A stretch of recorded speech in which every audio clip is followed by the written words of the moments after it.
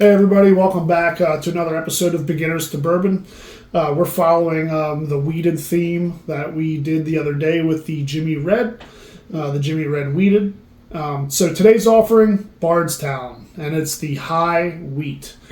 You can see blue label. Bardstown recently went through a label refresh, so I ran out and bought this because I thought it was different than their other wheated offering. I didn't know. Luckily, Nick from Savills explained to me, "Hey, it's the same thing." But I do like their new labels. They're color coordinated. It's easy to find, pick out. People like Penelope are starting to do that. You know, green for rye. You know, blue for wheats, things like that. Mm-hmm. So they're all kind of going towards the same kind of color coordination for different offerings, which I think is pretty cool. That way, if you're just walking up and down the bourbon aisle, you can really just pick out what you want just by color instead of trying to read everything and stuff like that. But anyway, regardless, this is the Bardstown High Wheat. So what's going on here? This is only a $50 bottle. So the Jimmy Red, $100. You know, it was good. But Bardstown puts out a lot of good stuff. They have a Discovery series. They have a lot of cool offerings where they really dive into some unique profiles and flavors.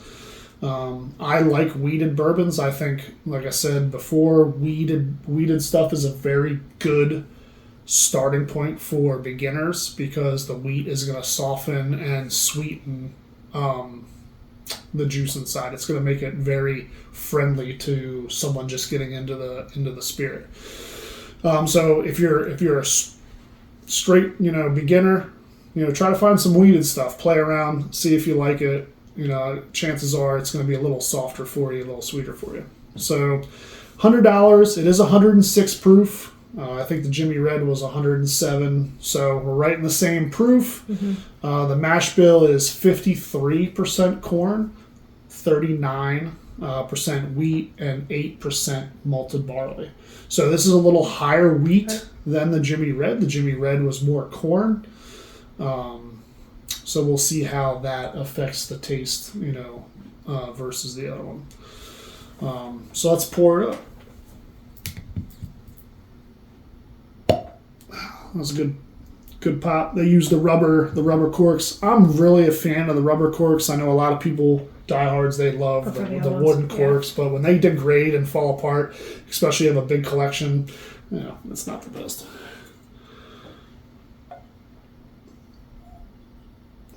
I poured myself a decent amount. Oh man, I just made a mess everywhere. We'll sit that out there for a second and wipe the bottle down, wipe her cup down. Cow. Listen, I'm not a bartender. I'm not a server. I'd be fired within the first couple hours of working at any restaurant establishment because I would spill stuff all over the place. Yeah, so you do have the mats. Perfect. Buffalo Trace. We went down to the distillery. We got old Weller. We got some bar mats. There we go. Perfect. Won't leave no marks on the table. So, Bardstown High Wheat. And when it says a high wheat, 39%, I guess that is kind of up there. A lot of things will say a high wheat, and it may not necessarily be that high. But for this... You don't even have to bring it close to your nose. I can smell it right here. Yeah, this is an actual high wheat. Oh, wow. Yeah, you can smell it. Yeah, straight up caramel. I do get a lot of of caramel, or if you say caramel, I don't know. Is it caramel? Caramel? It's the same thing with pecans and pecans. It is. So depending on how you say it. But yeah, that's super sweet caramel smell. That's a lot of what I'm getting. So guess what? Hold on. In the notes on the website, what do you think's first? Caramel. I would hope so, because it's definitely what really you smell. So you are going to get the rich caramel. They even say rich. You're going to get that heavy caramel, right? Okay. So they said vanilla cream.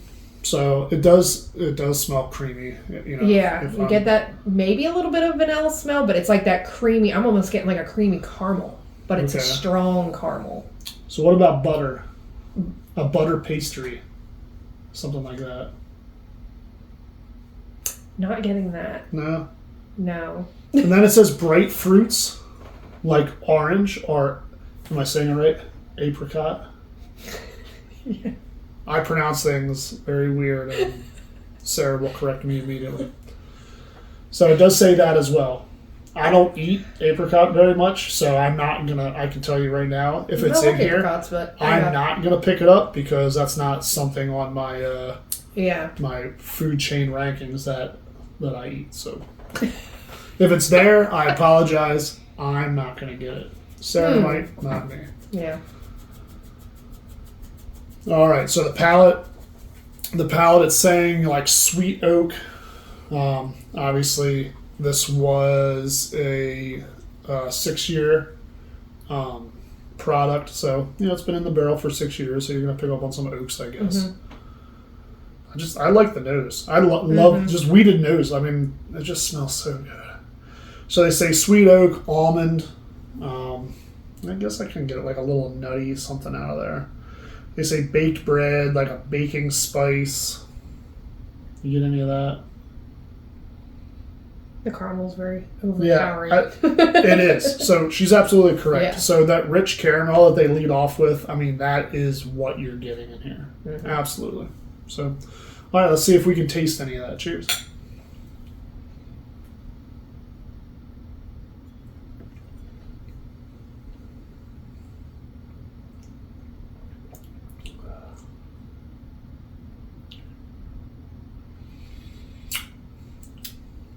You know what? So, I get the caramel. But you do get the fruit. Yeah, that's what I was going to say. I definitely taste the There orange. is There's the a aftertaste of orange.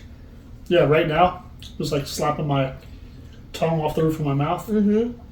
Yeah, there is that orange flavor. At the end, yeah. Maybe even a little, how do you say it? Apricot. You don't even know what that tastes like, so how are you going to know? So I'll just stick with orange. But no, you do get the fruit. You do get the fruit. I was very surprised. Because I didn't get it much. I mean, I got a little bit of that stuff on the nose, but it was more caramel. But the fruit, I thought the caramel was going to overpower the whole thing. The heat on that one, that was stuck in my throat, though. It didn't. It did. Yeah, it did. I didn't get it here. Nope. But I did get it up in the palate. Let's get one more go.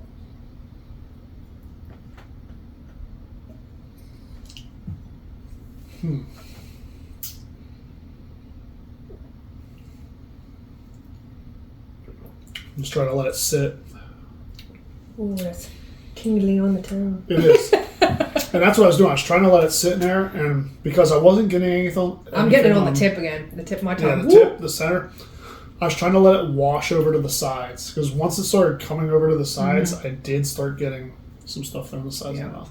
We'll definitely get that after finish of the orange, though.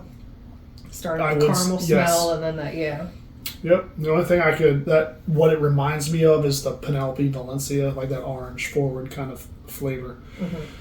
Yeah, I mean, fruit for days. Nose, rich caramel, palate, fruit, orange. Yeah. That's what I'm thinking. The finish, I enjoy. I can still taste, like you said, the fruit or the orange afterwards. So that is sitting mid. I can feel it mid to back of my tongue. It's just kind of hanging out. Yeah. So when I don't want to make too many slapping sounds on there, but when you move your tongue to the roof of your mouth and bring it back off, it's just like the flavors are just kind of like just protruding out. So, all right. So if you guys know our rating scale, we do nose, palate, finish. 1 to 5, not 0. If anything gets a 0, it's pretty bad. 1 to 5, 1 being we wouldn't offer it to our friends if they came over. 5 being something like, hey, are you being a beginner? We would probably pull this bottle out and say you should try this, and then in between, and then we give it an overall score out of 15 to see if it's good, bad, or bad, good, or great. I guess in the categories, bring it down to 3. So Sarah worked ahead as normal, and I'm going to do mine. I'm a good student.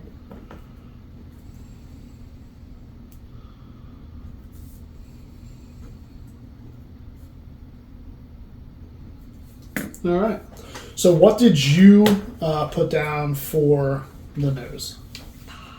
A 5. Oh my goodness. All right, so Sarah might just have discovered that she likes wheated bourbons. We have discovered that before. He just tends to forget. I knew she liked rye. I always talk about the rye, but we haven't tried a lot of wheats. But the wheats, yeah. I did a 4. Like again, I love the aromas and the smells, but it wasn't like super wow, but it was good. I mean, I really enjoyed the nose. So about what did you put for the palate? 4. 4, same. Okay. So I scored the palate the same way, a 4, and I did enjoy it. I got the fruits. Normally, I don't. A lot of things will say they have dark fruits or light, whatever kind of fruits in them, and you don't really pick it up. In this, you really do. I think I like that orange in it too. I really like that. Yep. Yeah. And then what did you do for the finish? 4. 4. All right. So I went down to a 3 for the finish. The only reason I went to a 3 is because I wish it would last. Like, it's already gone. I did have the finish there with the orange. You could taste just it. Your tongue. I'm still tasting the orange now. That's good. Well, then, I mean, that's why you're 1 point more than me. For me, it kind of went away a little faster than I would have liked. Yeah. But the finish still was really good. Like, I mean, the finish was good. I just wish it hung around a little longer. So, for me, 11 out of 15. So it is, for me, into the great category. And for you, what was a 13? 13 out of 15. So, yeah, bam, right there.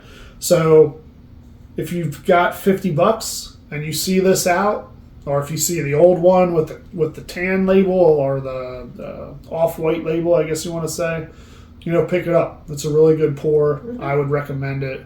Yeah, I mean, you can't go wrong. $50. I mean, that's an easy spend to see if you like wheated products. And I think you'll enjoy this from Bardstown. All right, you guys have a great day, and catch you on the next video.